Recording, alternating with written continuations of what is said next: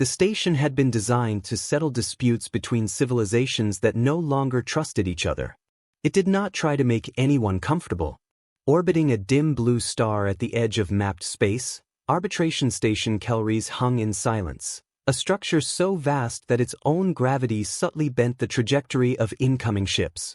From a distance, it looked less like something built and more like something that had grown, a layered lattice of black alloy and translucent panels, expanding over centuries as more species joined the accord. No one remembered what it had looked like originally. Inside, the central chamber stretched upward in a hollow column nearly a kilometer tall.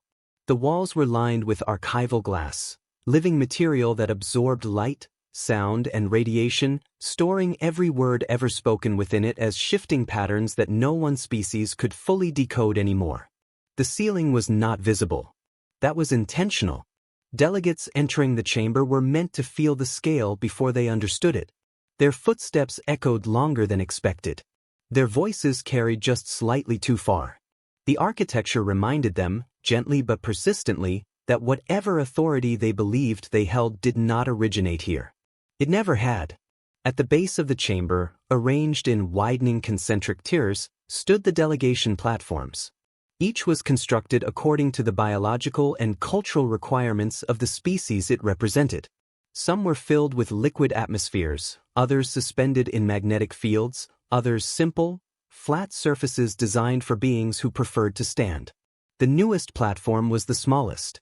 It had been installed 47 years ago, near the outer edge of the lowest tier, positioned where visibility was acceptable but not prominent.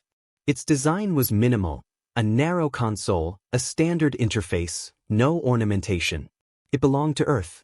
Around it, older platforms bore the marks of time and significance, intricate carvings, layered modifications, extensions added over centuries of participation.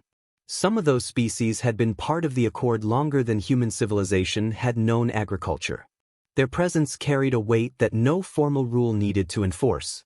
The chamber did that work on its own. Every delegation that entered felt it. The quiet recalibration of perspective. The subtle understanding that whatever urgency they carried into the room would be measured against timelines that spanned millennia. And found wanting. Today, all platforms were occupied. 31 civilizations had answered the summons. Some attended in forms that could not survive outside their native conditions, contained within transparent environments or projected through stabilized fields from systems light years away. Others stood in person, their physical presence a deliberate statement of investment in whatever decision was about to be made. No one spoke yet. The chamber did not require silence. It created it. Delegate Erin Vey did not look up when the chamber finished filling. She had learned, early in her career, that looking up too quickly in rooms like this gave away more than it revealed. It signaled uncertainty, or awe, or worse, comparison. And comparison, in political spaces, was a liability. Instead, she adjusted the interface on the Earth platform with deliberate precision, aligning data streams that did not require alignment. Her movements were efficient, almost minimal, the kind of economy that came from years of understanding that attention was a resource best spent carefully. She had stood in this chamber 9 times. That was enough to know how it worked. Not the official procedures, the voting protocols, the speaking order, the procedural motions that filled thousands of pages in the Accord's charter. Those could be studied. Those could be memorized. What mattered was everything that wasn't written. Who spoke first, and who was allowed to interrupt. Which species referenced history, and which ones were history. Which decisions had already been made before the session began. Erin understood those things. She also understood, with a clarity that had sharpened over the last decade, that today's outcome had likely been decided long before the summons was issued. That did not change her posture. She stood upright at the console, hands resting lightly at her sides, expression neutral in a way that had taken years to perfect. Not blank, blankness invited projection, but controlled. Present. Unreadable. From a distance, she looked composed. Up close, she looked precise. Her dark hair was pulled back tightly, not as a statement of style but of practicality. No movement that could be misinterpreted. No gesture that could be read as distraction. Even her breathing was steady, measured, almost imperceptible. It was not that she felt nothing. It was that she had learned not to display it here. To her left, a delegation composed of crystalline entities emitted faint pulses of light, their internal communication patterns visible in slow, deliberate shifts of color. To her right, a species that resembled layered strands of vapor hovered within a containment field, their forms constantly reshaping, never settling. Neither acknowledged her. That too was normal. Earth's presence in the Accord was still recent enough to be considered provisional in practice, if not in law. 47 years of membership was, in this room, closer to an introduction than an establishment. Erin did not take offense at that. Offense required the assumption that recognition was owed. She had long since set that assumption aside. Behind her, in the outer gallery reserved for secondary staff and observers, the rest of Earth's delegation sat in quiet formation. She did not turn to look at them, but she was aware of them, of the subtle tension that traveled through groups when outcomes were uncertain but consequences were not. They were waiting for cues. She would not give them any. The chamber's acoustics shifted almost imperceptibly as the central dais activated. A soft resonance moved through the air, not sound exactly, but a recalibration, an indication that the session was about to begin.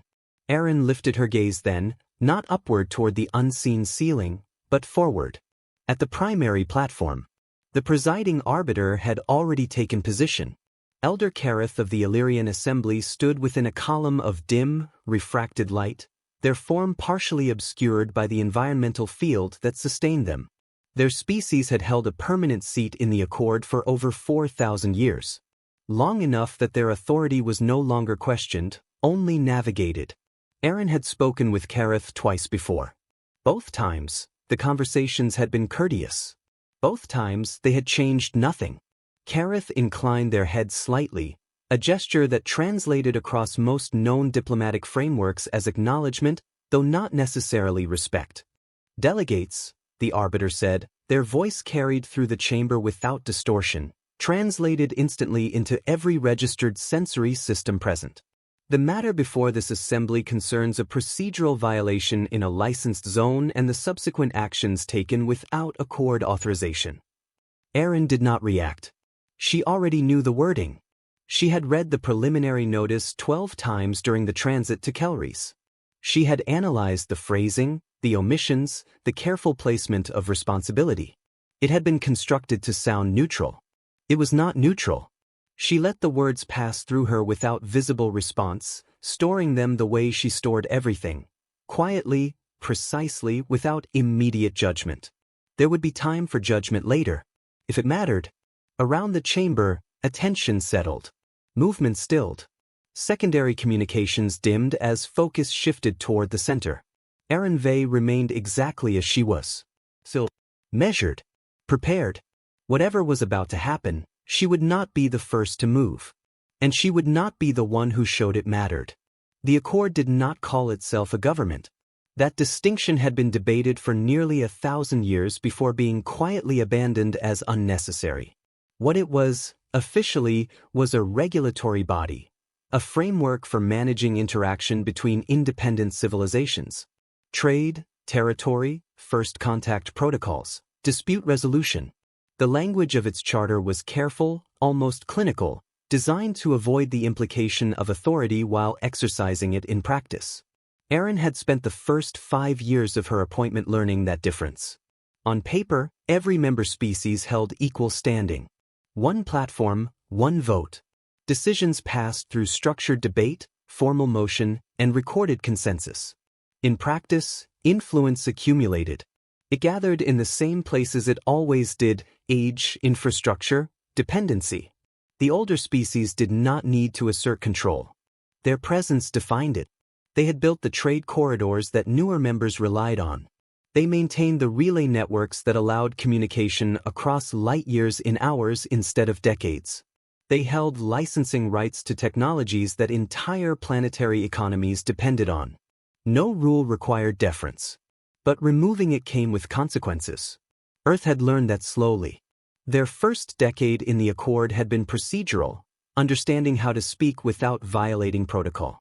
The second had been observational, mapping alliances that were never formally declared. The third had been adaptive, learning when to push and when to remain silent. Erin had entered during the transition between the second and third. She remembered her first session. Not the content of it, but the realization that nothing said in the chamber was truly spontaneous. Every statement had a history. Every objection had a precedent. Even silence carried meaning, especially silence. Especially silence. The case that had brought them here followed the same pattern. 6 months ago, an Earth survey vessel, the Aurora Trace, had been operating along the outer boundary of a licensed extraction zone in the Virex belt. The region had been approved for mineral harvesting under Accord regulation, its biological surveys cleared decades earlier. Non-sentient classification. That designation mattered. Under Accord law, regions classified as containing no sentient life were eligible for unrestricted industrial activity. Extraction corporations operated under strict guidelines, but the presence of intelligent life changed everything. It triggered protections, oversight, negotiation rights. The difference between resource and civilization. The classification process was standardized. Automated surveys, cognitive testing, behavioral analysis. The system looked for markers that aligned with known models of intelligence, tool use, structured communication, hierarchical organization. It was efficient. It was also limited. The Aurora Trace had detected something the original surveys had not. A network. Not technological in any recognizable sense. Not constructed in ways the Accord's systems were designed to detect. It existed beneath the surface of a fractured moon, spanning kilometers of interconnected structures that were biological, but not simple. They transmitted information. Not through sound. Not through electromagnetic signals. Through patterned chemical exchanges embedded in physical contact, complex enough to encode memory, not just response.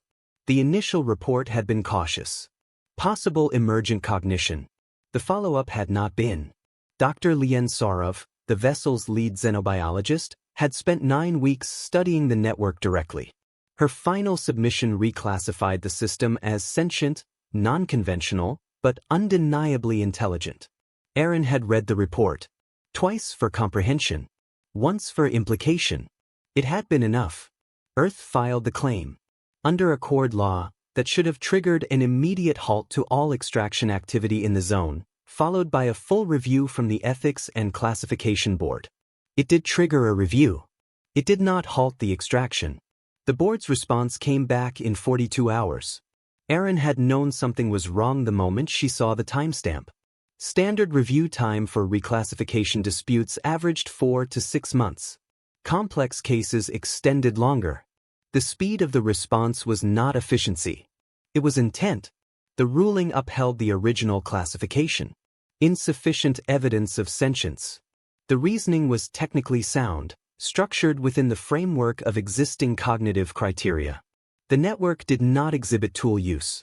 It did not produce detectable acoustic or electromagnetic communication. It lacked identifiable hierarchical structure. It failed the test. The test had never been designed for something like it. Erin had traced the review panel assignments. 3 of the 5 board members belonged to species with active commercial agreements tied to the Virex belt extraction licenses. Not direct ownership, that would have been a conflict of interest under Accord law, but secondary contracts, infrastructure support, logistics. Close enough. Far enough. She had filed the objection anyway. Because the alternative was accepting the precedent. The objection had brought them here. Not to reconsider the classification. To evaluate Earth's actions. Because the Aurora Trace had not waited for the ruling. They had made contact. Unofficial. Unapproved. Direct. Under Accord statute, that constituted a violation. Member species were prohibited from initiating independent contact in licensed zones without authorization. The rule existed to prevent exactly this, unilateral decisions that could destabilize existing agreements. The intent of the rule was stability. The effect of the rule was control. Erin understood both. She also understood that once the violation had been established, everything that followed would be framed through it. The classification dispute would become secondary. The focus would shift to procedure, to order, to the integrity of the system itself. The system protected itself first. It always had. Across the chamber, several delegations began low-level communication exchanges, their internal networks activating in patterns Erin could not interpret but had learned to recognize as alignment checks. Positions confirming. Decisions reinforcing. She had seen it before. Not in cases this visible, not with stakes this immediate, but the structure was familiar. The outcome would not hinge on the report. It would hinge on what maintaining the current order required. Erin let her gaze move, briefly, across the tiers. She did not search for allies. Allies were not visible here. What existed instead were gradients of interest. Species for whom this case was irrelevant, species for whom it was inconvenient, and species for whom it was necessary. Necessary to establish that the system could not be bypassed. Necessary to ensure that newer members did not mistake participation for influence. Earth, in this moment, was a variable that needed to be corrected. Erin returned her attention to the central dais. Elder Kareth had not moved. They did not need to. Authority, in the accord, was not performed. It was assumed. The review panel has submitted its findings, Kareth continued, their voice steady, uninflected. The classification of the Virex Belt biological network remains unchanged. The pause. Measured. Intentional. The matter under consideration is therefore procedural. There was. Erin felt the shape of it settle into place. Not surprise. Confirmation. The chamber was not here to decide what the network was. It was here to decide what Earth had done. And what it would cost them. There was a specific kind of silence that followed procedural language. Not confusion. Not hesitation. Recognition. The chamber understood what had just been said. Erin felt it move through the tiers. Not as sound, but as alignment. Delegations settling into positions that had already been chosen, internal confirmations completing themselves in systems that did not require spoken agreement. The classification would not be discussed. Only the violation. Elder Kareth allowed the silence to extend just long enough to become structure, then continued. The Aurora Trace initiated unauthorized contact within a licensed extraction zone, they said. This action occurred without accord clearance, without oversight, and in direct contradiction to established protocol governing member conduct. The words were precise. They had been designed that way. Each clause closed a path. Each phrase narrowed the frame. Erin did not move. She could feel, faintly, the attention shifting toward her platform. Not curiosity, not even judgment. Assessment. Measurement of response before response had been given. She offered none. The subsequent filing submitted by the Earth delegation, Kareth continued, is therefore invalid at the point of origin, as it is derived from actions conducted in violation of Accord statute. There was. Complete. Everything that followed from the Aurora Trace's discovery had just been erased, not denied, not disproven, but rendered procedurally irrelevant. The network beneath the Virex moon could be anything. It no longer mattered. Around the chamber, several delegations dimmed their internal communications. Others intensified. The subtle fluctuations of light and motion reflected calculations finishing, not beginning. The outcome was stabilizing. Erin had expected this. Expectation did not make it lighter. Kareth inclined their heads slightly, a motion that signaled transition from statement to action. In addition, they said, the initiation of unauthorized contact constitutes a breach of Accord Treaty Article 7, Section 3. This breach carries penalties subject to review by this Assembly. A brief pause. Long enough to give the next words weight. A motion has been introduced for the temporary suspension of Earth's membership pending formal review of conduct. The chamber did not react outwardly. It did not need to. Erin felt something shift behind her sternum. Not sharp, not explosive. Not anger, not fear. Pressure. Cold. Contained. She let it settle. She had known the possibility existed. She had traced the incentives, followed the alliances, mapped the likely responses. She had still allowed for uncertainty. That allowance had just been removed. From the outer gallery, a sound escaped, small, quickly suppressed. One of the junior staff, she guessed. Someone who had not yet learned how these moments unfolded. Aaron did not turn. Kareth continued as if nothing had happened. The motion will proceed to vote. No debate. No open discussion. Procedurally valid. Substantively final. Aaron's gaze moved, just once, across the chamber. Not searching. Confirming. 31 platforms. 31 decisions. Some of them had been made months ago. Some weeks. A few, perhaps hours. None of them would be made now. Voting sequence initiated, Kareth said. The chamber responded. Not with sound but with activation. Light patterns shifting across platforms. Data streams aligning. Systems registering intent in forms unique to each species but unified in outcome. Aaron watched. She did not look at individual delegations. That would imply hope, or appeal, or the possibility of change within the moment. There was none. The first vote registered. Affirmative. The second. Affirmative. The third. Affirmative. The sequence continued. Each confirmation landed with the same weight. Not heavier, not lighter. Repetition removed variation. Variation allowed interpretation. This allowed none. Aaron counted without meaning to. 8, 12, 17. By the time the count passed the threshold required for majority, the result had already become irreversible. The remaining votes were procedural completion. 23, 26, 30. A brief pause. The final platform activated. Affirmative. Kareth inclined their head again, the motion identical to the one that had begun the process. 31 votes cast, they said. 30 in favor. 1 opposed. Aaron did not need to be told which one. Under Accord procedure, Kareth continued, membership privileges are suspended at the moment the motion is called. Earth's vote is therefore recorded but not counted. There was a fractional shift in the chamber then. Not reaction. Adjustment. The system updating itself to reflect a new configuration. Earth was no longer a participant. It was a subject. Earth's membership in the Accord is hereby suspended, Kareth said. The words did not rise. They did not need to. Access to relay infrastructure is revoked. Trade privileges are paused.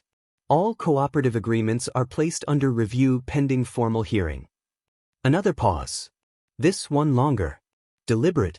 The review hearing is scheduled for resolution in 40 standard cycles. 40 years. The number existed in the air for a moment, unspoken but understood. Long enough that most of the current delegation staff would be retired or dead by the time it occurred. Long enough that urgency would dissolve into process. Long enough to make the outcome irrelevant. Aaron let the number settle. 40 years. It was not punishment. It was removal. Behind her, the gallery had gone completely still. No one made a sound now. They were learning. Kareth's gaze, if it could be called that, shifted toward her platform. Under Accord protocol, they said, a suspended delegate is permitted one statement for the record before adjournment. There was the allowance. Not for defense. Not for reversal. For documentation. Aaron stepped forward. The movement was small. Measured. It carried. Every delegation in the chamber registered it, not as importance, but as completion of process. The final element before closure. She leaned slightly toward the interface. Her reflection looked back at her from the dark surface, steady, composed, exactly as she had maintained it. The pressure in her chest had not gone away. It had changed. Condensed. Refined. She did not look at Kareth. She did not look at the delegations. She looked straight ahead. And spoke. What do you call a form of language your systems cannot detect? Her voice carried cleanly through the chamber, translated instantly into every registered medium. No one answered. No one moved. The question did not fit within the structure of the session. It had no procedural relevance. It did not request action, or clarification, or appeal. It existed outside the frame. That made it easy to ignore. Kareth did not respond. Around the chamber, 31 civilizations remained silent beneath the ceiling that recorded everything. Aaron held the moment for 3 seconds. Long enough for it to exist. Not long enough to ask for acknowledgement. Then she stepped back. The movement disengaged her platform from the active session. Her console dimmed slightly, indicating loss of status within the system. It was subtle. It was absolute. She gathered the data slate from the console, turned, and walked toward the exit. No one stopped her. No one spoke. Behind her, the chamber remained exactly as it had been, ordered, controlled, uninterrupted. The system continued. It always did. The corridor outside the chamber was quieter than it should have been. Not empty, there were still attendants, secondary delegates, maintenance units moving along predefined routes, but quieter in the way spaces become when something final has just happened inside them. Erin walked through it without slowing. The doors behind her sealed with a soft, seamless closure, cutting off the chamber and everything it contained. The transition was immediate. One step she was inside the structure that governed half the known systems. The next she wasn't. No announcement marked the difference. No signal acknowledged it. The Accord did not recognize departures. It recognized status. And her status had just changed. Ahead, the docking concourse extended in a long curve of metal and glass, lined with berths occupied by vessels of every design, some sleek and deliberate, others massive and irregular, built according to principles that had nothing in common with Earth's engineering. Erin's path through them was direct. She did not look at the ships. She had seen them before. She would see them again. Her pace remained steady, neither hurried nor slow. The same measured cadence she had held inside the chamber. The same control. To anyone watching, nothing had changed. That was the point.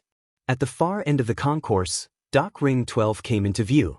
Earth's vessel was already preparing for departure, its hull reflecting the station's cold light in muted lines of blue and gray. Smaller than most. Functional. Unremarkable. Exactly as it had been designed. Her aide was waiting at the base of the boarding ramp. Jonas Irel was young enough that the uniform still looked new on him. His posture was correct, but not yet effortless. There was a tension in the way he held himself. A kind of stillness that came from holding too many thoughts at once and not knowing which one to act on first. He had been watching the chamber feed. That much was obvious. His eyes searched her face as she approached, not openly but carefully. Trying to read something that would tell him how to respond. Erin gave him nothing to read. "Delegate," he said. The word caught slightly on the second syllable. She stopped in front of him. 10 minutes, she said. Her voice was level. Not unkind. Not soft. Definitive. He nodded immediately. "Yes, delegate." No questions. He was learning. Erin moved past him and onto the ramp, the ship's internal systems recognizing her presence and adjusting the lighting automatically as she entered. The transition from the station's sterile brightness to the vessel's controlled environment was subtle, but noticeable. Contained. Predictable. Human. She walked through the main corridor without pausing, past crew members who straightened slightly as she passed, their expressions shifting into professional neutrality. They had seen enough of the broadcast to understand that something had happened. They did not know what it meant yet. Neither did she. Not fully. The private communications room was at the rear of the ship. Windowless. Designed for secure transmission and nothing else. Erin stepped inside and closed the door behind her. The silence was immediate. Not the structured silence of the chamber. Not the operational quiet of the station. This was different. This was absence. She stood there for a moment without moving. Then she sat. The chair adjusted automatically to her posture, the interface panel in front of her activating in low light. Status indicators scrolled across the display. Connection stability, relay access, encryption protocols. All still active. For now. She let her hands rest on the surface of the console without touching it. There was nothing she needed to do immediately. No report to file. No argument to prepare. The system had already completed its decision. What remained was consequence. Erin looked at the blank section of the display where outgoing transmissions would appear once initiated. She did not activate it. Not yet. Instead, she let her gaze unfocus slightly, not on the screen, but through it. The chamber replayed in her mind, not as a sequence, but as fragments. The phrasing of the ruling. The timing of the vote. The moment the classification was removed from relevance. Her own question, suspended in the air for 3 seconds before being absorbed into silence. She examined it the way she examined everything. Not for emotion. For structure. Where the decision had truly been made. Where it had been reinforced. Where it had become inevitable.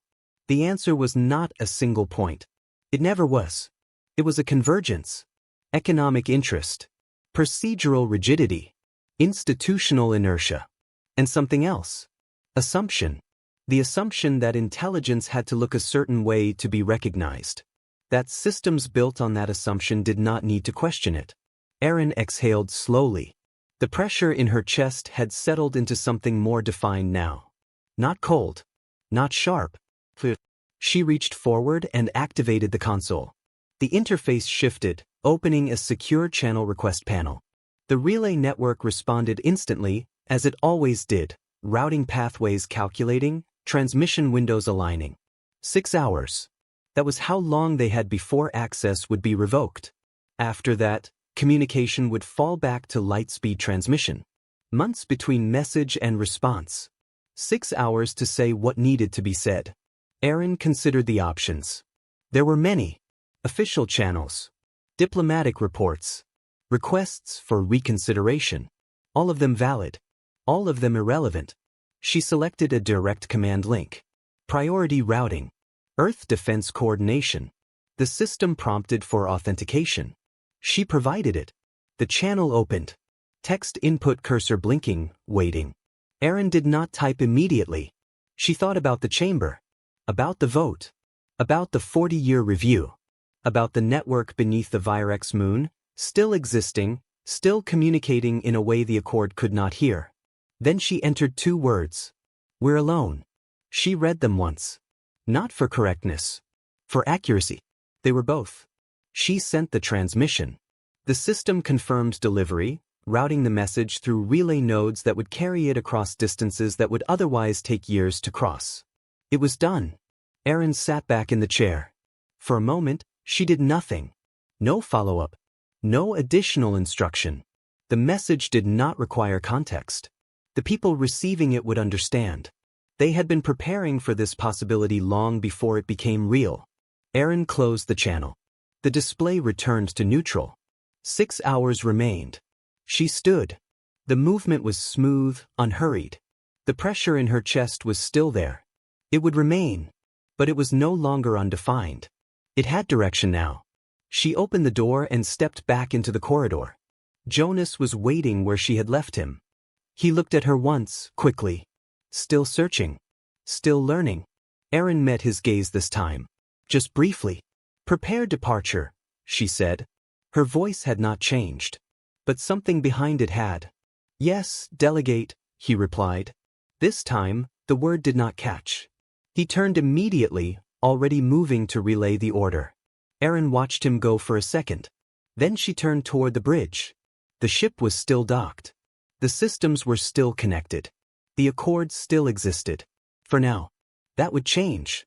Not immediately. Not dramatically. But it would. Erin knew that with the same certainty she had felt when the vote passed. The system had made its decision. Now it would have to live with it. The separation began exactly 6 hours later.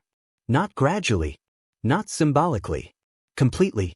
Erin was on the bridge when it happened. The crew had settled into departure protocols. Navigation plotted, systems checked, docking clamps released in sequence. The station's exterior rotated slowly across the main viewport, its vast structure diminishing as the ship eased into open space. Everything still functioned. For a while. Relay stability at 98%, the communications officer reported. Erin stood behind the command tier, not seated, not intervening. Observing. Waiting. She did not need a countdown. She knew the timing. The Accord's systems were precise when it came to enforcement. Access privileges did not degrade, they terminated. 82%, the officer said. A slight shift in tone now. Not concern. Awareness. 71. The display panels across the bridge began to change. Not alarms, those would imply malfunction, but status transitions. indicators shifting from active green to muted amber as systems recalibrated around loss of external infrastructure. 50. Jonas stood at the secondary console, reading the changes faster than they were being announced. He did not speak. He was learning when not to. Aaron watched the main display. The relay network had always been invisible in practice. It was simply there: instant communication, synchronized navigation data, shared infrastructure connecting systems that would otherwise be isolated by time. Now it was becoming visible by its absence. 23. The ship's internal systems began compensating automatically. Navigation recalculating without relay-assisted shortcuts. Communication buffers extending to account for delay. Redundancies activating. Earth had prepared for this. Not perfectly, but intentionally. 10%. The communications officer glanced back, just once. Aaron did not acknowledge it. 3. The final connections held for a fraction longer than expected. 0. The displays went gray. Not dark. Not failed. Disconnected. Every external relay channel, every shared frequency, every synchronized data stream, gone in the same instant. The silence that followed was not audible. It was systemic. The ship continued moving, its engine steady, its trajectory unchanged. But the context had shifted completely. They were no longer part of a network. They were an island. Relay access terminated, the officer said, unnecessarily. Aaron nodded once. Status. Internal system stable. Navigation recalculated to independent trajectory. Estimated travel time to Earth, 3 months, standard drive. 3 months. Under relay conditions, it would have been hours. Aaron let that settle. Not as a loss. As a parameter. Proceed, she said. The ship adjusted course, turning toward a point of light indistinguishable from the others scattered across the void. Behind them, Arbitration Station Kelries continued its orbit, unchanged, its systems recording, processing, governing as if nothing had happened. From its perspective, nothing had. The Accord did not register absence as disruption. Only presence. Aaron turned away from the viewport. Jonas. Yes, delegate. Brief the crew. Full relay loss confirmed. Transition to independent operation protocols. He hesitated for a fraction of a second. Not uncertainty. Adjustment. Yes, delegate. He moved. Faster now. Aaron watched him go, then shifted her attention back to the bridge. The crew was already adapting. Conversations quieter, more focused. Movements more deliberate. The subtle change that occurred when external support disappeared and responsibility became immediate. They would adjust. Humans were good at that. They had always needed to be. Aaron stepped down from the command tier. Maintain current heading, she said to the pilot. Aye. She left the bridge without waiting for acknowledgement. There was nothing else to do here. Not yet. The corridor felt different now. The ship had not changed, but the context had. Every system, every surface, every sound carried a new weight. Self-contained. Self-reliant. Aaron returned to the communications room. Not because she needed to send another message. Because she needed to think. The console still displayed neutral status, its interface stripped of relay-dependent functions. Local systems remained intact. Internal archives accessible. Outgoing transmission reduced to long-range signal bursts that would take months to reach their destination. Time had expanded. Decisions would now echo slowly. Aaron sat. She brought up a different set of files. Not communications. Preparation.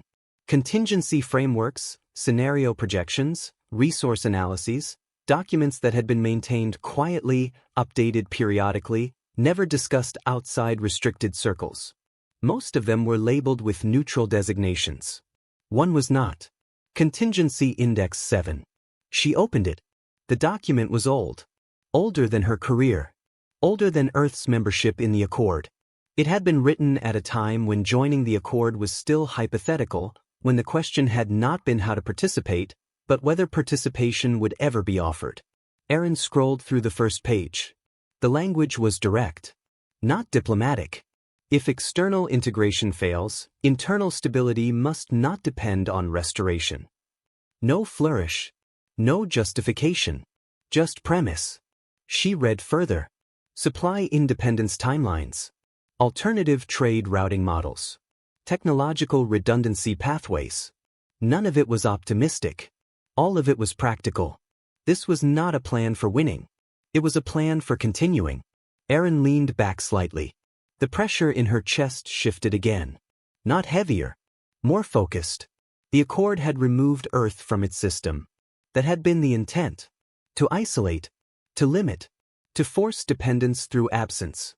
But the document in front of her did not treat isolation as an endpoint. It treated it as a starting condition. Erin closed her eyes briefly. Not in fatigue. In alignment.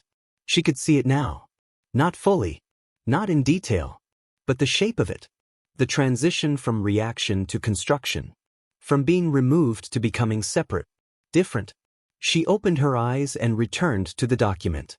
The projections were conservative. They assumed delay. Difficulty. Plus.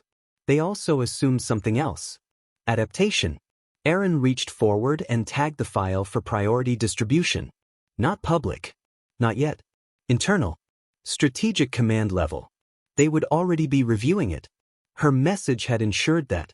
We're alone. Not a statement of fear. A trigger. She stood. The room felt smaller now.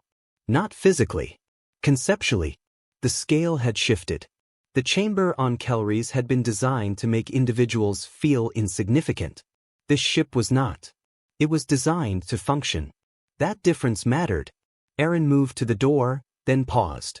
There was one more file. She opened it. The Virex Network Report. Dr. Sorov's final submission. She scrolled to the section describing communication patterns. Chemical memory exchange. Layered, persistent, cumulative. A form of language that did not require recognition to exist. Erin read the line she had marked earlier. They are not responding to us in ways we are trained to detect. They are responding anyway. She closed the file. The Accord had failed to recognize them. Not because they lacked intelligence.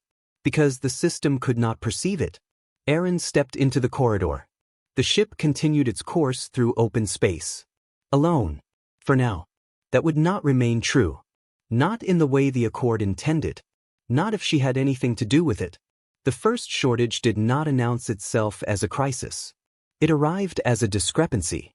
A procurement officer in Nairobi noticed that 3 scheduled pharmaceutical shipments had failed to update their transit markers. At first, the delay looked administrative, an error in routing synchronization, perhaps, or a lag in post-suspension data clearing. 6 hours later, the same officer flagged 9 more. By the next morning, the pattern had a shape. By the end of the week, it had a body count attached to it if someone failed to move fast enough. Admiral Taryn Vale received the report at 4:10 local time in strategic coordination, where the overhead lights were always slightly too bright and nobody ever drank coffee that tasted like coffee. He read the summary once. Then he read the appendix. 41 critical treatments used across Earth's hospital systems were dependent on synthesis licenses held through Accord pharmaceutical networks. Under normal conditions, Earth had not manufactured them independently. It had purchased, refined, and distributed them through integrated supply chains that had functioned so reliably most hospital administrators had treated them the way people treated gravity, as a condition, not a vulnerability. That condition was over. Vale set the report down and looked through the reinforced glass wall of his office at the operations floor below. Analysts moved between consoles in clean rows of light, every display feeding into the same widening problem. He was not a dramatic man. His face rarely betrayed urgency, which some people mistook for calm and others correctly identified as compression. He picked up the desk comm. "Wake the medical manufacturing board," he said. "And the independent chemistry groups. Not a briefing at 9. Now." "Yes, Admiral." He ended the channel and opened the contingency index. 7. The file expanded across his display in layered segments. Food, fuel, medicine, colonies, communications, transport. Every category linked to subprojections, fallback paths, failure tolerances. The medical chapter was thick. Of course it was thick. People built plans around the things they feared most. At 5:03, the first emergency session began. No polished briefing room. No ceremonial language. Just 6 senior biochemists, 3 logistics directors, 2 patent attorneys, 1 hospital systems coordinator, and Vale at the head of a steel conference table that had probably been designed for comfort by someone who had never sat in it. Dr. Imani Saad from the Cape Meridian Research Institute was the first to say what everyone else had already calculated. We reverse engineer them. No one in the room objected on technical grounds. That was encouraging. One of the patent attorneys cleared his throat instead. Under Accord commercial law. Vale looked at him. The attorney stopped, recalibrated, and began again. Under former Accord commercial law, unauthorized synthesis would constitute a severe licensing violation. Vale nodded once. And who enforces it? No one answered for a moment. Then Dr. Saad did. No one who can get here in time. Good, Vale said. Begin. That was how it started. Not with speeches. With permissions being redefined by distance. Within 48 hours, Earth converted 6 civilian biochemical labs to round-the-clock synthesis work. University departments were brought into restricted manufacturing projects under emergency authority. Retired formulation specialists were called back in. Patent libraries were stripped for parts. Every legal approximation, every expired process, every abandoned line of research that could be repurposed into a shortcut. The first reproduced treatment was unstable. The second was too expensive to scale. The third worked. That was enough. Hospitals were instructed to ration existing stock only where safe and transition to domestic synthesis in waves. Supply officers rewrote distribution algorithms to prioritize clinics with low reserves and high transport reliability. Provincial governments requested exemptions, argued over allocations, attempted to protect their own districts first. Vale denied 3 of those requests before breakfast on the 3rd day. By the end of the 2nd week, Earth had 7 viable replacement treatments in active production and prototypes for 11 more. It was not victory. It was breathing room. The colonies were worse. On paper, there were 14 off-world settlements under Earth charters spread across a broad arc of frontier systems. Publicly, they were called development worlds, expansion nodes, agricultural partners. The language changed depending on whether a budget committee or a school textbook was describing them. In practice, they were fragile. Some had been founded only 12 years earlier. Some had grown fast but not deeply. Most depended on Accord route infrastructure for at least one category of essential support: specialized machine parts, medical stores, nutrient concentrates, reactor components, atmospheric filters. The relay blackout hit them harder than Earth itself. Not because they were less resilient, because they had less margin. On the colony world Avon Tor, Governor Sel Kieran learned of the suspension 3 days after it happened, when the last relay batch arrived carrying old signal traffic and no follow-up. The message package contained the facts but not the tone. Earth suspended. Relay access terminated. Independent routes to follow.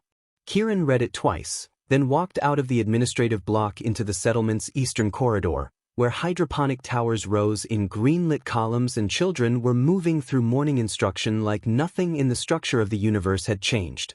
That was the difficult part of responsibility, she thought. Disaster always arrived before it looked like itself. She called an emergency census on all essential inventories by 1400 hours local. Food reserves, water processors, antibiotics, oxygen scrubbers, agricultural catalysts, spare membranes for the atmospheric recyclers. The recyclers worried her most. You could improvise food. You could stretch medicine. You could not negotiate with air. Her engineering chief delivered the first hard answer at 1820. If nothing changed, the Eastern Recycler Array would begin failing in 79 days. Can we rebuild the membranes? Kieran asked. Not to standard. To function? The pause. Maybe. Then maybe is now the assignment, she said. Across the network of colony worlds, versions of that conversation were happening everywhere. Not heroic conversations. Useful ones. Could this be repaired? Can that be grown locally? What fails first? Who do we move if it does? Back on Luna, where Earth's primary shipyard ringed the equatorial arc in scaffolds and drydock arms, Director Hale Roven was already walking the construction floor before the official emergency orders reached him. The floor managers knew something had shifted because he had arrived wearing work boots instead of office shoes. That meant he intended to stay. The yard was in the middle of an ordinary defense cycle: escort frigates in mid-frame assembly, long-range survey hulls in systems fit, cargo conversions in dock rotation.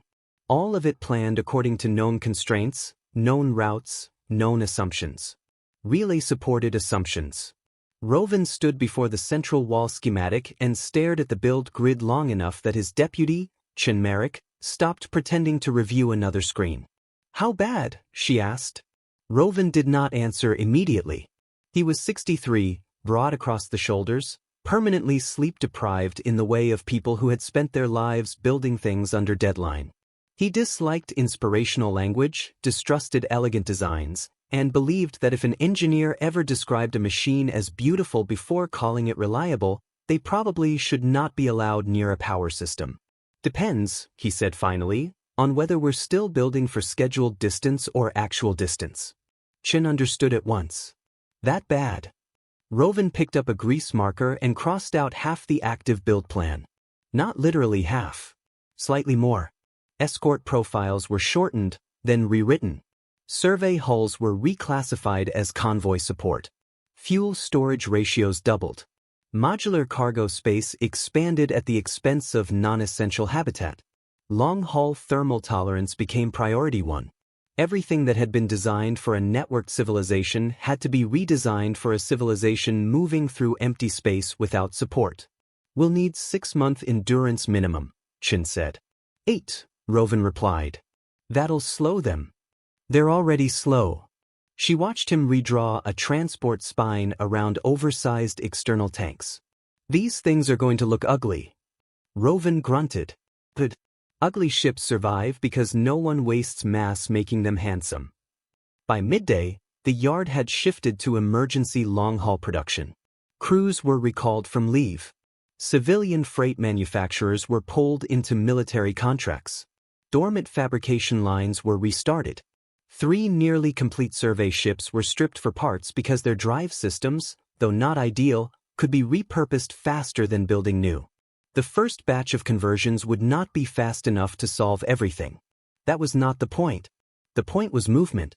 Meanwhile, on Earth, the political system did what political systems always did when reality outpaced doctrine. It argued. There were 2 primary factions by the second week. One wanted reconciliation.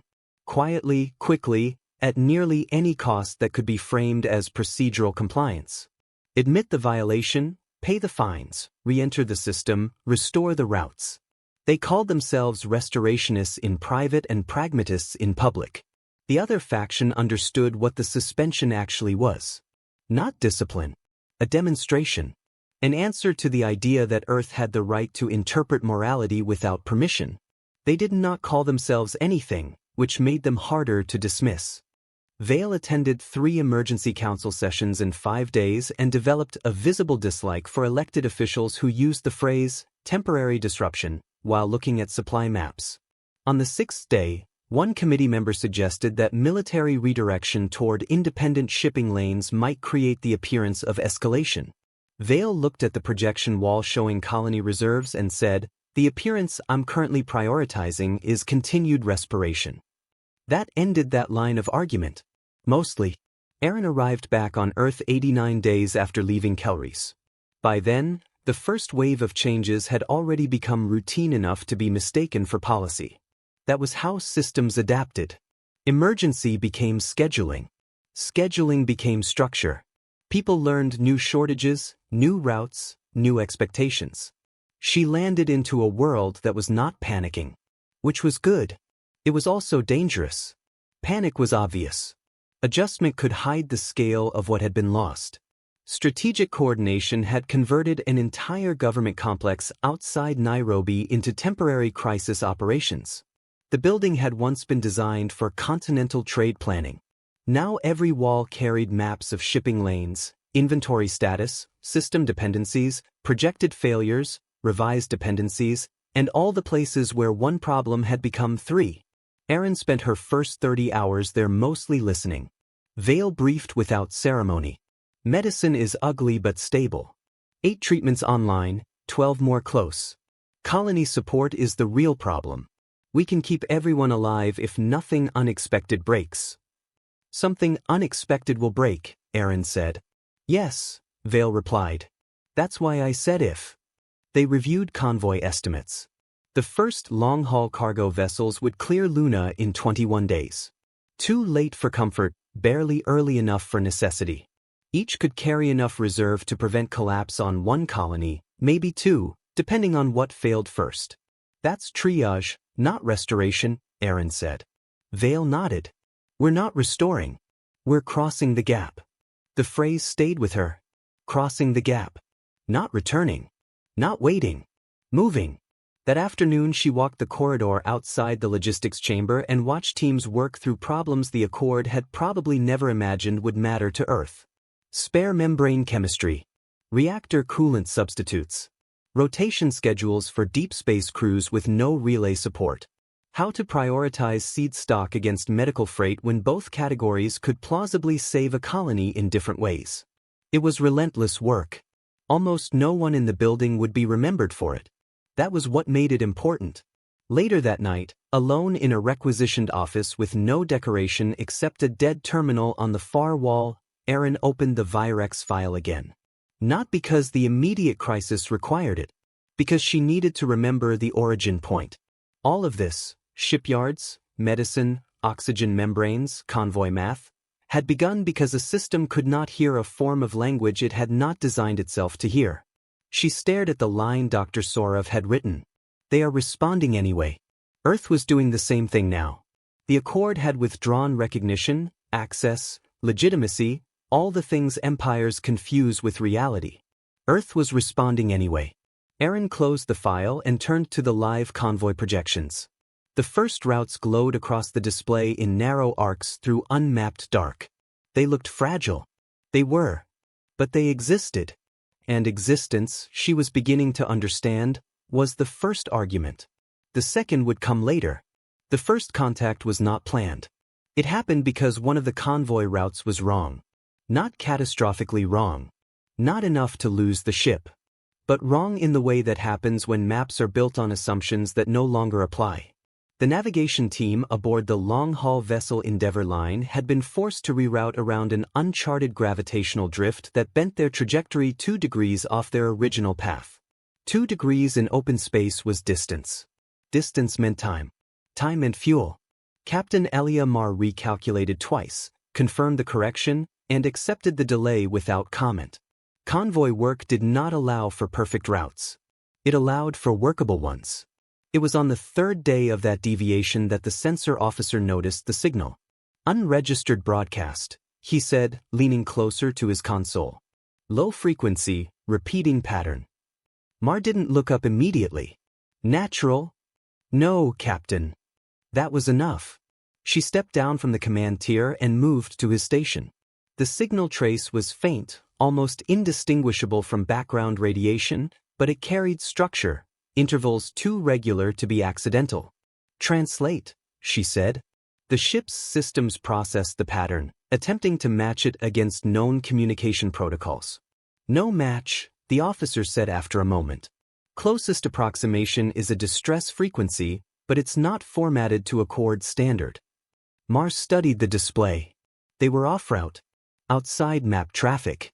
Whatever was transmitting that signal was either lost, or had never been part of the system to begin with. Source, she asked. Approximately 200,000 kilometers off our current vector. Slow drift. Minimal propulsion signature. Not moving with intent. Drifting. Mar considered the options. Protocol did not apply here. The Accord was gone. What remained were decisions. Bring us closer, she said. The helmsman hesitated. Captain, we're already running tight on fuel margins. If we divert. If we don't, Mar said, still watching the signal, then we're the kind of civilization that only answers calls when it's convenient. The pause. Adjusting course. The ship shifted. Slowly. Deliberately. The source came into visual range 3 hours later. It did not look like any vessel in Earth's database. Long, narrow, with a hull that curved in layered segments like overlapping bone or feather. Its surface was matte, absorbing light rather than reflecting it. Sections of it were dark, completely dark, indicating systems offline or powered down to minimal levels.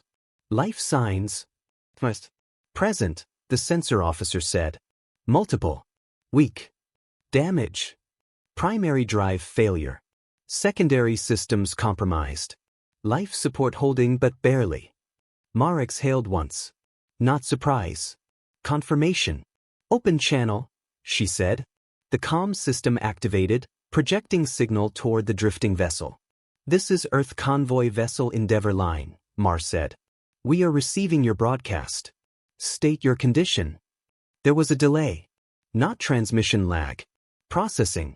Then a response. Not audio at first, just a sequence of tones, sharp and layered, passing through the translation system before resolving into something approximating language. Unexpected response, the voice said. It carried a texture the translator struggled with, something between sound and intention. We require assistance. Mar glanced at the resource panel. Fuel margins. Medical cargo. Time to colony. All of it real. All of it limited. What kind of assistance? She asked. Drive component failure, the voice replied. Replacement unavailable. Estimated system collapse in. A pause as the translator recalibrated. 4 of your hours. 4 hours. That was not a negotiation window. That was a countdown. Mar made the decision. Prepare docking, she said. The bridge moved. Not quickly. Efficiently. No one asked if they should. They had already heard her earlier. What kind of civilization are we? The docking sequence was manual. The foreign vessel's systems did not align with Earth's standard interfaces, requiring Mars engineers to improvise connection points based on structural readings and educated guesses. It took longer than it should have. It still fit within the 4-hour window. Inside the vessel, the crew was not human. That was expected. What was not expected was how familiar the situation felt. The beings aboard moved with controlled urgency, their forms avian in structure but adapted for gravity conditions different from Earth's. Their leader, identified through translation as Sevrai, stood taller than the others, her gaze sharp, assessing, not grateful. Not yet. You are not a Cord, she said. It was not a question. No, Mar replied. Sevrai's head tilted slightly. Then you are either new or removed. Removed, Mar said. Another pause. Different this time. Recognition. We are also removed, Sevrai said. That was the beginning. Not of friendship. Of understanding. Mar's engineering team fabricated a replacement drive component using modular parts and a design that was, at best, an approximation of what the alien vessel required. It worked. Barely. Enough. While they worked, Mar spoke with Sevrai. Not formally. Not diplomatically. Directly. She explained the Accord suspension. The relay blackout. Thrombus. The colonies. Sevrai listened without interruption. When Mar finished, the avian captain said, We were classified as non-compliant 43 cycles ago. Why? First, Sevrai's gaze did not shift. We refused to abandon a system the Accord designated as restricted. That's it. That is the explanation provided. And the real reason? A longer pause. We were inconvenient. Mar nodded once. The tract. How many of your people? She asked. 3 million, Sevrai said. Distributed across 11 systems. We have survived by building what we are not permitted to access. Mar considered that. 11 systems. Independent infrastructure. 43 years. Do you have routes? She asked. Sevrai's eyes narrowed slightly. Routes. Paths through space that don't rely on Accord relays. Another pause. This one sharp. Evaluating. You are asking for information, Sevrai said. Yes. And what do you offer in exchange? Mar did not hesitate. The same thing we gave you, she said. When it wasn't convenient. Severai studied her. For a long moment. Data transfer, she said. The package arrived seconds later. Unpolished. Hand-built navigational charts spanning systems that Earth's databases listed as low priority or hazardous. Paths that curved around gravitational anomalies, slipped through radiation bands, and bypassed regions the Accord had never needed to map because their infrastructure made alternatives unnecessary. Mars stared at the data. It was incomplete. It was messy. It was invaluable. "Why give this to us?" she asked. Severai's response was immediate. "Because you answered." That was enough. The two ships separated 2 hours later. The alien vessel, Gasari, according to their own designation, engaged its partially restored drive and turned toward a vector Mars' navigation system could not fully predict. Before they left, Severai transmitted one more message. "A coordinate cluster. Other routes," she said. "Other systems like ours. If you are building something, you will need to find them." Mar watched the signal fade as the Gasari ship disappeared into dark. Then she turned to her comm officer. "Package everything," she said. "Full transmission to Earth." The officer nodded. "Message attached?" Mar thought for a moment. "Yes." She looked at the data again. "At the routes? At the possibility? At minimum," she said, "we just stopped being alone." The transmission left the Endeavour line at light speed. It would take weeks to arrive. When it did, Aaron Vey read it twice. Then a third time. Not for verification. For implication. The Gasari were not an anomaly. They were a precedent. One of many. The Accord had not just excluded Earth. It had been doing this for centuries. Quietly. Efficiently. Systematically. Aaron pulled up the archival records she had started reviewing after returning to Earth. Classification disputes. Denied petitions. Delayed hearings. Species marked as restricted, non-compliant, or non-sentient. The list was longer than she had initially realized. Much longer. She began cross-referencing. Locations. Status updates. Last recorded contact. Patterns emerged. Not random. Never random. These were not isolated cases. They were margins. Everything the system had decided it did not need to accommodate. Aaron leaned back in her chair. The shape of the future shifted again. This was no longer about Earth surviving isolation. It was about discovering who else had already been living in it. She opened a new file. No formal designation. No predefined structure. Just a working document. At the top, she wrote a single line. "Find them." Then she began. It took Aaron 11 days to realize the list was incomplete. Not because she had missed entries. Because the records themselves were insufficient. The Accord had documented what it needed to track. Licensing zones. Trade corridors. Compliance disputes. It had not documented what it had decided to ignore. Absence did not appear in official archives. It had to be inferred. Aaron sat in the Nairobi Operations Complex, surrounded by layered displays mapping known space and everything that existed just beyond it. The Gasari routes had already been integrated into a provisional network, rough lines through regions previously labeled inefficient, unstable, or unnecessary. They were none of those things. They were simply unprioritized. Cross-reference against abandoned petitions, she said. Across the room, an analyst nodded and began feeding older dispute logs into the system. Records that had never been resolved, only delayed until relevance faded. Patterns sharpened. Clusters. Regions where multiple species had disappeared from active Accord interaction within the same century.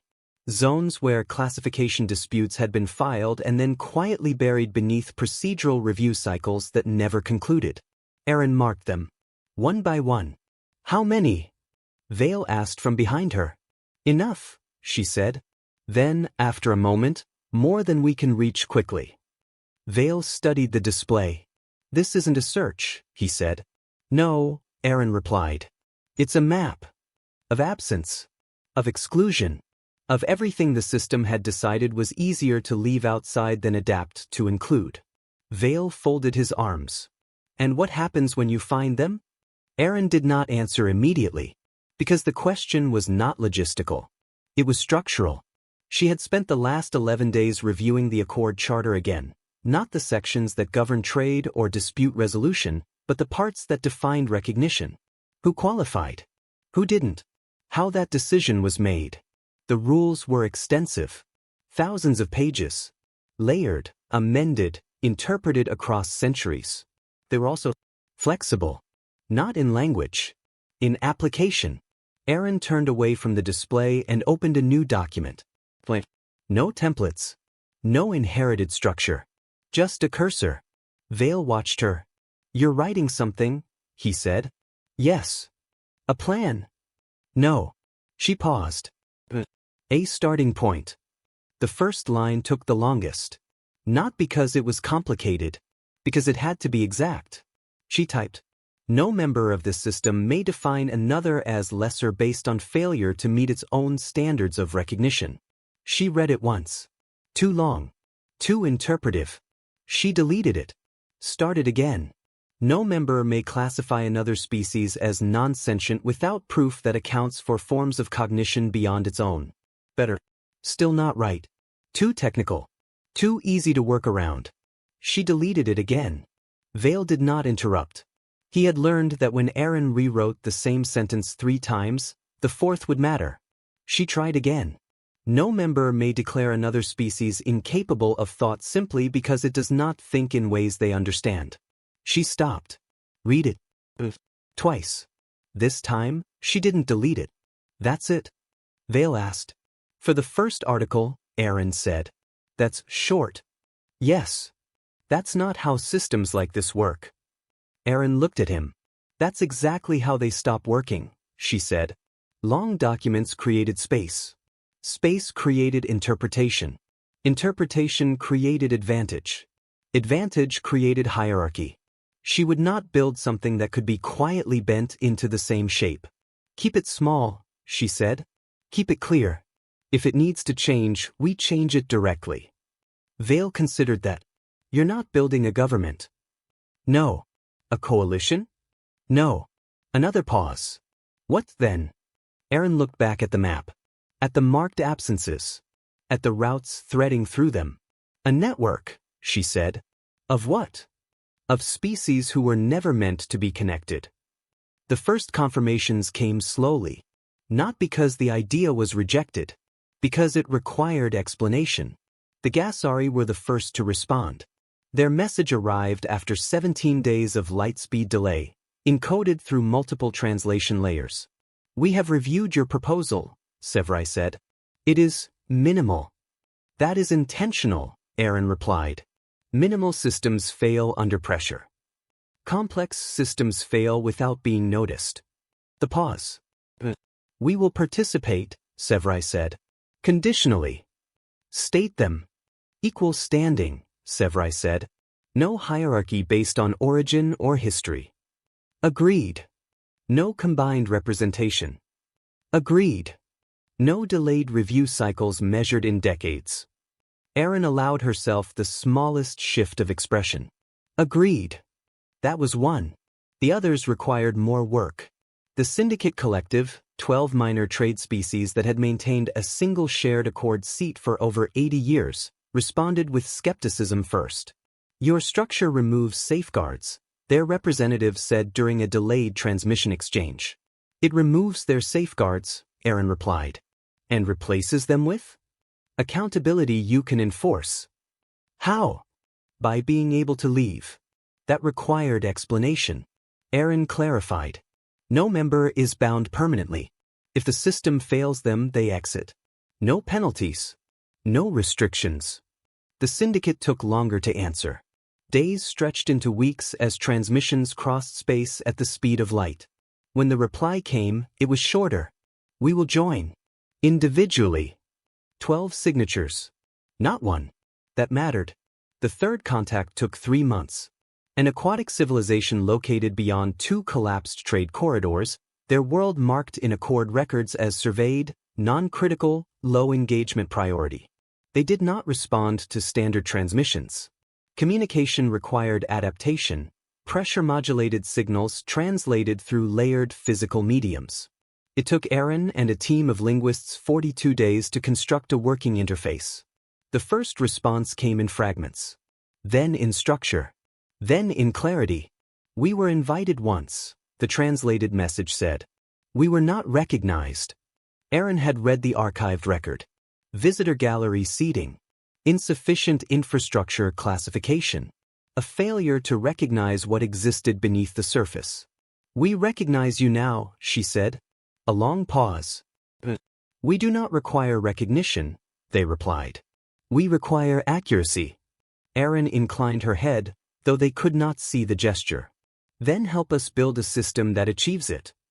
The reply came hours later. "We will observe." It was not agreement. It was not refusal. It was progress. The document grew. Not in length. In precision. 11 pages. That was where it stabilized. Every edition required justification. Every clause had to survive direct reading without interpretation. No hidden layers. No procedural ambiguity. Article 1 remained the same. Aaron refused to expand it. If a system could not operate under that constraint, it was not worth building. The signing was not ceremonial. It could not be. The species involved existed across environments that could not share physical space without extensive support systems. Instead, it was distributed. Each member encoded their agreement in their own form: chemical markers, pressure imprints, electromagnetic signatures, physical inscriptions. The document adapted. Not in content. In form. When the final confirmations aligned, the system activated. Not through declaration. Through use. Routes were shared. Medical data exchanged.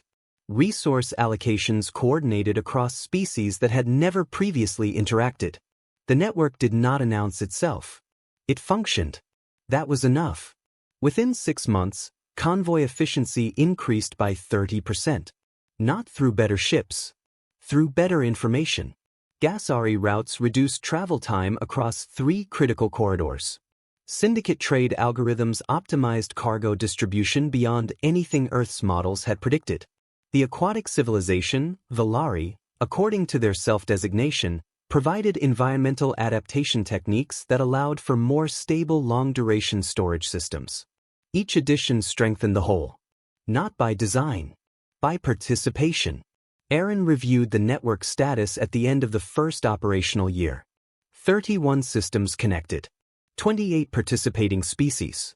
No central authority. No capital. No single point of failure. Vale stood beside her. "You've built something," he said. "Yes." "What do we call it?"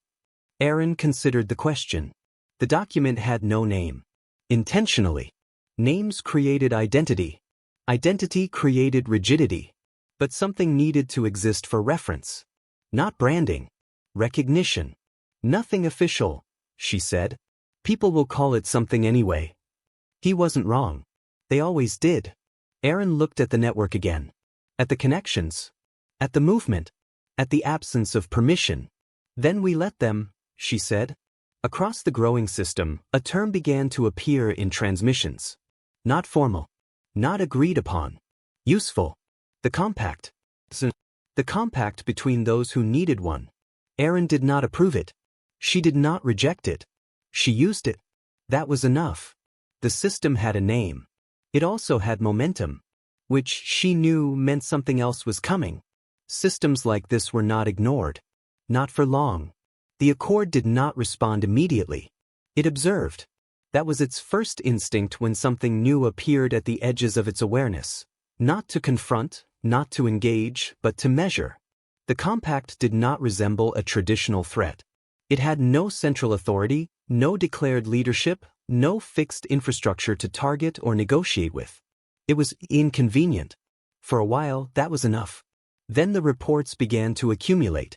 Trade volume moving through unregistered routes. Medical solutions appearing in systems that had previously depended on Accord-controlled synthesis networks. Minor member species requesting clarification on independent agreements. Nothing large. Nothing decisive. Just enough. The tipping point came quietly. A convoy operating under compact coordination passed through the Let His corridor. an area the Accord still classified as adjacent jurisdiction. The convoy carried medical compounds developed through shared research between Earth and two compact species, destined for a colony experiencing a respiratory outbreak. An Accord patrol intercepted them. Standard procedure. Unauthorized transit. Unlicensed cargo. Detainment pending review. The review would have taken weeks. The colony had days. Erin was not on the convoy. But she knew about it within minutes. Not through relays. Through the network. Compact communication was slower, fragmented, dependent on layered transmission chains. But it carried something the Accord's system had lost. Priority. Relevance. Meaning. She reviewed the situation as it arrived. Partial data, then refined, then complete. Medical urgency confirmed. Cargo verified. Patrol position fixed. Vale stood across from her, already running the same projections. If they hold the convoy, the colony fails, he said. Yes. If we intervene directly. We escalate, Erin finished. Into what? She didn't answer. Not because she didn't know. Because the answer was not useful yet. She looked at the compact charter. 11 pages. Every clause she had written. Every constraint she had chosen. Then she found it. Not a loophole. A provision. One that had existed in the Accord long before Earth had joined. Humanitarian override. Buried in procedural language. Rarely used. Almost forgotten. But still valid. Open a channel, she said. Vale blinked once. To the patrol? No. To the Accord. The transmission took time. Minutes stretched as the signal moved through fragmented pathways, reaching systems that had not expected to hear from Earth in this context. When the response came, it was delayed, but not denied. State your request, the Accord operator said. Erin spoke clearly. Emergency humanitarian injunction, she said. Filed under Accord Charter Article 12, Section 4. Medical convoy under detainment in Let's corridor. Verified outbreak conditions. Immediate release required. There was a pause. Longer this time. Not procedural. Cognitive. The operator was searching. Verifying. Confirming something they had not needed to consider in decades. Processing, they said. Erin waited. Vale watched her. You think they'll honor it? He asked quietly. They have to, she said. Why? Because it's their rule. And if they ignored their own rules, they stopped being a system. The response came 43 minutes later. Humanitarian injunction approved, the operator said. Patrol instructed to release convoy. Clearance granted. Erin nodded once. Thank you. She closed the channel. Vale exhaled slowly. That was expected, Erin said. But it hadn't been easy. It had required something more than force. Understanding. The convoy moved. The colony survived. No shots fired. No escalation. No war. For now. The Accord adjusted. It always did. What could not be ignored had to be addressed. The term they used was compliance action. Not war. Never war. War implied equals. This was enforcement. For heavy vessels. 12 patrol cruisers. Support infrastructure. A fleet large enough to make a statement, small enough to remain deniable. Erin read the intelligence report without expression. Vale did not. They're coming, he said. Yes. To stop us. To correct us, she said. That's not better. No. Erin turned to the network map. 31 systems. Dozens of routes. No central point. No single failure. They don't understand what we are, she said. Vale looked at the display. Then explain it to them. Not with words. The first engagement did not look like one. The Accord fleet entered compact space expecting resistance. They found absence. Navigation disruptions slowed their advance. Supply lines stretched. Convoys failed to arrive on schedule. Nothing direct. Nothing to fight. Just friction. Constant. Unpredictable. Expensive. Compact vessels appeared at the edges of sensor range, then vanished. Routes shifted. Data changed. Every forward movement required recalculation. The Accord fleet was not losing. It was being delayed. 3 weeks in, their operational cost projections exceeded initial estimates by 30%. 6 weeks in, it doubled. 12 weeks. They were no longer advancing. They were maintaining, holding position against something that refused to present itself as a target.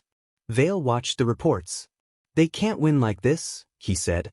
"They don't need to," Aaron replied. "They just need to make it cost more than it's worth." That was the difference. The Accord required justification. The Compact required survival. Those were not equal motivations. The order came on day 62. From Earth. From leadership that had not been on the front lines of the conflict. "Strike Very Station," Vale read aloud. Aaron did not respond immediately. Varies was a neutral hub. Civilian. 40,000 inhabitants. There was also primary supply point for the Accord fleet, Vale said. Yes. The room was quiet. The logic was sound. Remove the supply line. End the operation. The war, if it could be called that, would stop. At a cost. Casualty projections? Aaron asked. Vale brought them up. Minimal, he said. Then after a moment, acceptable. Aaron read the data. Carefully. Acceptable to who? She asked. Vale didn't answer. Because he knew. The strike would work. That was not the question. The question was what it would make them. Aaron closed the report. Prepare a blockade, she said. Vale looked at her. That's slower. Yes. That gives them time to adapt. Yes. That prolongs the conflict. Yes. Then why? Because we are not who they think we are, Aaron said. The room went still. Vale held her gaze for a moment. Then nodded. Understood. The blockade took 18 hours to implement. Compact vessels positioned themselves along Very Station's supply routes, cutting off fuel, restricting access, isolating the Accord fleet without firing a single shot. It worked. Slower. Cleaner. Complete. Within 3 weeks, the Accord fleet began withdrawal procedures. Not announced. Not declared. Movement. Away. The war ended the same way it began. Quietly. Without ceremony. Without acknowledgement. The Compact did not celebrate. There was nothing to celebrate. They had not defeated the Accord. They had forced it to reconsider. That was enough. The message arrived 2 weeks later. Through unofficial channels. Backroutes. Quiet. We would like to talk. Aaron read it once. Then set it aside. She did not respond immediately. Instead, she spent 2 weeks speaking with every Compact member. Not issuing orders. Not setting terms. Listening. Gassari. Syndicate. Dalari. Each had their own history. Their own demands. Their own reasons for joining. When she was done, she knew what she was walking into. Not negotiation. Correction. The chamber on Kelry's had not changed. It never did. Aaron stepped inside and felt it again. The scale. The weight. The intention. To make her feel small. It didn't work anymore. She walked to the central platform. Not the one assigned to Earth. A different one. Temporary. Unclassified. Unaccepted. The Accord negotiators spoke first. They always did. We are prepared to restore Earth's membership, they said. Full privileges. Immediate effect. Aaron said nothing. They continued. Trade access. Relay restoration. Medical licensing. All prior conditions reinstated. Still nothing. A slight shift. We are also prepared to review certain classifications, they added. Including the Virex case. Aaron leaned forward slightly. Review timeline? She asked. 12 months. Too long. They knew it. She knew it. 12 weeks, she said. The pause. Agreed. Aaron nodded once. I don't want Earth's seat back. The chamber stilled. That was not expected. I want 12 new seats, she said. Now the reaction came. Subtle. But real. For species you have never recognized, Aaron continued. Full members. Equal vote. No classification tiers. That would require a vote, she said. Yes. Silence. The charter would need amendment. I've written it, Aaron said, placing the document on the table. 28 words. No member may declare another species incapable of thought simply because it does not think in ways they understand. The negotiator read it. Twice. You're asking us to change the foundation of the accord. No, Aaron said. I'm asking you to remember it. It took 4 months. Debate. Pressure. Alignment. But the vote passed. Not unanimously. It didn't need to. It passed. The Drev were reclassified. The new seats were installed. The chamber changed. Not in structure. In composition. Years later, Aaron stood in that same chamber. Older. Not different. Watching a new session begin. Beside her stood a young delegate. Are we the accord now? The delegate asked. Aaron considered the question. Then shook her head. No. Then what are we? Aaron looked up at the ceiling. At the light storing every word ever spoken. We're the reminder, she said. Of what? She paused. That systems only work if they can hear what they didn't create. The session began. The chamber listened. It understood.